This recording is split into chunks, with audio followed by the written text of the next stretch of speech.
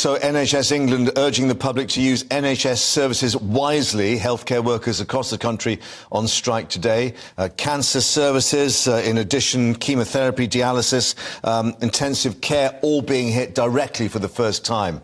Well, nurses in the RCN taking their action in terms of the Unite Union as well, joining forces with these marches today. Paramedics and ambulance drivers, members of that Unite Union. A huge May Day protest indeed in central London. Well, both Unite and the RCN rejecting the government's latest pay offer. Let's get more with our national reporter Paul Hawkins, who's outside Guy's and St Thomas's Hospital in London. And they're really making their feelings known, not just in terms of their pay, but their working conditions as well, Paul. Yeah, absolutely. Yeah, it's not just about pay, Mark. It is about working conditions as well. And essentially they're saying, look, because we don't get paid a lot and because there are, as we know, so many unfilled vacancies within the NHS, particularly when it comes to nursing, there's a problem with retention and recruitment. So they're saying if you pay us better, then that will attract more people to the profession. So that's part of the argument, and that's why people like Matt Smith, who's from the Royal College of Nursing and also a practicing nurse himself, are saying that he's thought about leaving the profession. This is what he had to tell us earlier. It's becoming more unsustainable to work within the NHS. I have to live, it takes me like just over an hour or so to get to work. I can't afford to live near the hospital I work in. And every year the travel costs are going up by more than my pay, so it costs me more to get to work for less money, and on top of all the other bills that are rising, inflation's still sitting above 10%, despite Conservatives pledging that it's going to be falling. We're just not seeing that, and it's just not something that can continue.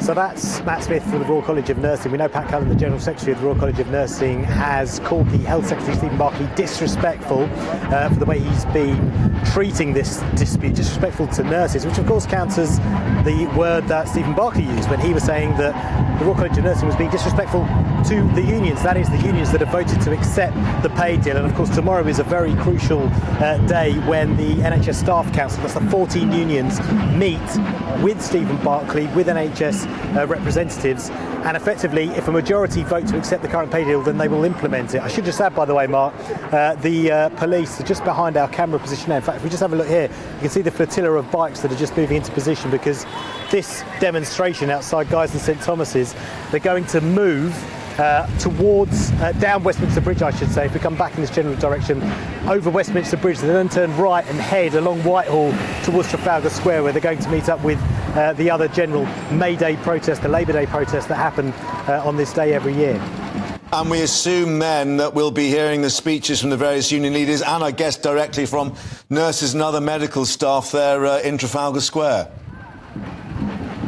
Yeah, absolutely. There'll be a series of speeches, and they'll be bringing together different protesters, people with different agendas, especially from the public sector. But we should add, of course, that some unions within the NHS, Unison, the biggest union, GMB, you've got the Royal Society of the Chartered Society of Physiotherapists, the Royal College of Midwifery, other unions within the NHS have accepted the government's pay deal that's been put on the table. And when it comes to the Royal College of Nursing and Unite, turnout amongst their members was 55 to 60%, and only just over half of those that voted to reject the current pay deal. So around 25% to a third of eligible members have rejected the current pay deal within those unions.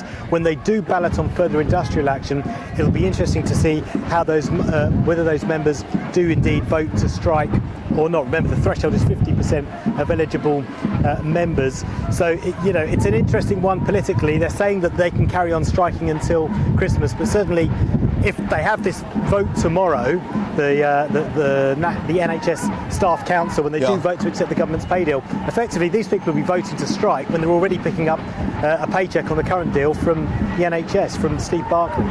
Yeah, and that one-off deal for last year as well. But Paul, thank you for that for the moment. Back to you, of course, as they head across the bridge towards Westminster and then up to Trafalgar Square. We'll keep people updated. Thanks very much indeed.